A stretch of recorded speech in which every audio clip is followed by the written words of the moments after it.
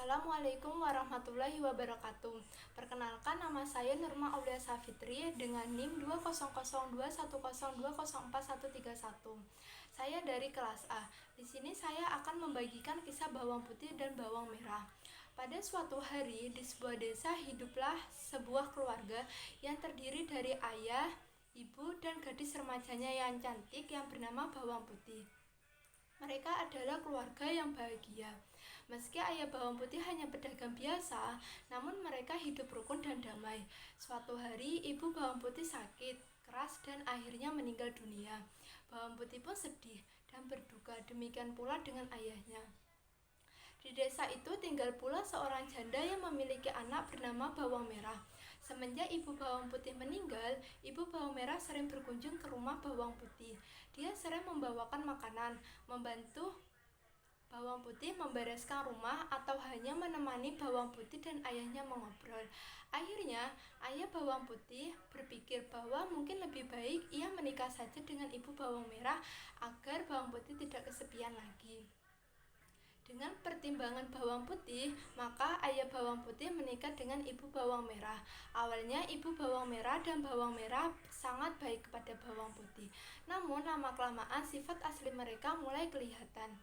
Mereka kerap memarahi Bawang Putih dan memberinya pekerjaan berat jika ayah Bawang Putih sedang pergi berdagang. Bawang Putih harus mengerjakan semua pekerjaan rumah, sementara Bawang Merah dan ibunya hanya duduk-duduk saja.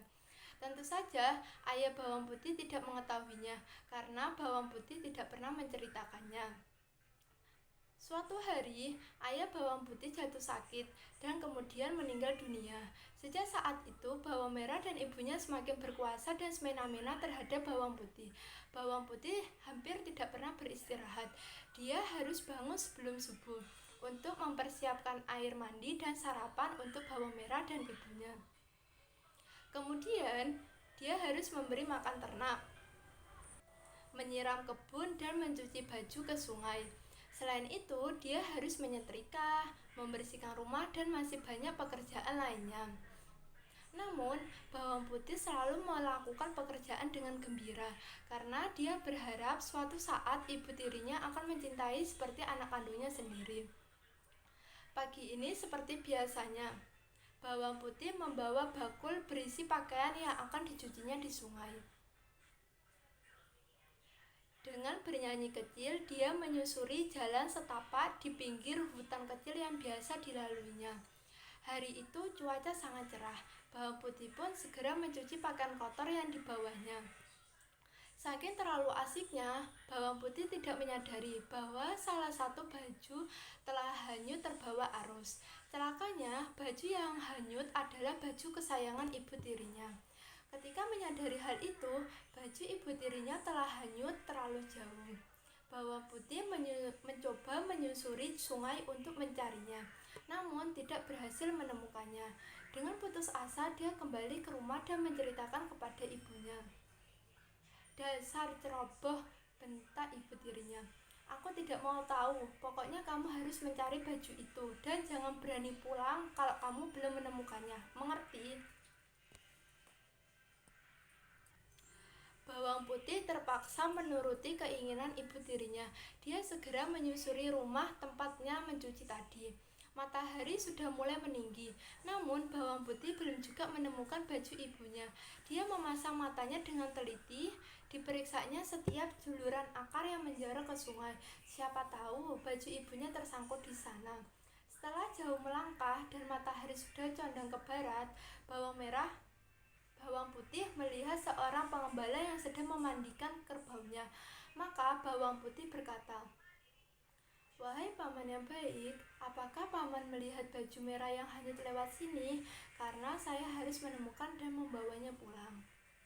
"Ya, tadi saya lihat, nak. Kalau kamu mengejarnya cepat-cepat, mungkin kau bisa mengejarnya," kata paman itu. "Baiklah paman, terima kasih," kata Bawang Putih dan segera berlari kembali menyusuri.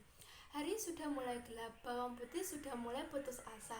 Sebentar lagi malam akan tiba dan Bawang Putih tanpa melihat gubuk di tepi sungai. Bawang Putih pun menghampiri rumah itu dan mengetuknya. "Permisi," kata Bawang Putih. Seorang perempuan tua membuka pintunya. "Siapa kamu, Nak?" tanya nenek itu. "Saya bawang putih, Nek. Tadi saya sedang mencari baju ibu saya yang hanyut dan sekarang kemalaman. Bolehkah saya tinggal di sini malam ini, Nek?" tanya bawang putih. "Boleh, Nak. Apakah baju yang kau cari berwarna merah?" tanya nenek. "Ya, Nek. Apa nenek menemukannya?" tanya bawang putih. "Iya, tadi baju itu tersangkut di depan rumahku. Padahal aku menyukai baju itu." "Baiklah, aku akan mengembalikannya. Tapi kau harus menemaniku dulu di sini selama 1 minggu. Sudah lama saya tidak mengobrol dengan siapapun. Bagaimana?" pinta nenek. Bawang putih berpikir sejenak. Nenek itu kelihatan kesepian. Bawang putih pun merasa iba. "Baiklah, Nek, saya akan menemani nenek selama 1 minggu, asal nenek tidak bosan dengan saya," kata bawang putih dengan tersenyum. Selama 1 minggu, bawang putih tinggal dengan nenek tersebut. Setiap hari, bawang putih membantu mengerjakan pekerjaan rumah nenek. Tentu saja nenek itu merasa senang. Hingga akhirnya genap 1 minggu, nenek pun memanggil bawang putih. "Nak, sudah 1 minggu kau tinggal di sini, dan aku senang karena kau anak yang rajin dan berbakti. Untuk itu, sesuai janjiku, kau boleh membawa baju ibumu pulang. Dan satu lagi, kau boleh memilih 1 dari 2 labu ini sebagai hadiah," kata nenek.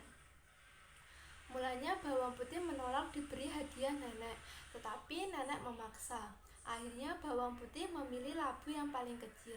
"Saya takut tidak kuat membawa yang besar," katanya. Nenek pun tersenyum dan mengantarkan bawang putih hingga depan rumah. Sesampainya di rumah, bawang putih menyerahkan baju merah milik ibu tirinya. Sementara dia pergi ke dapur untuk membelah labunya.